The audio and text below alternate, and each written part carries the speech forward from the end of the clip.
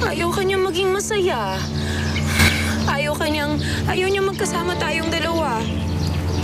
Mommy, bes. Tama na! Huwag na kayo mag-away. Siya ang nauna, kaya siya ang suwayin mo. Leandro, palayasin mo tong babaeng to dito. Hindi nga ikaw ang masusunod. Ang anak ko nga. Sige, papayag akong palayasin mo ako, pero sasabihin ko yun kay Lara. Hindi maniniwala sa'yo ang anak ko. Talaga? Gusto mo subukan natin? Try natin. Mommy, Bessie? Lara? Mommy, Janet? Lara, anak. Lara?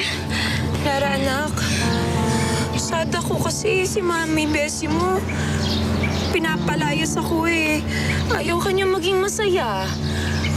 Ayaw niya magkasama tayong dalawa.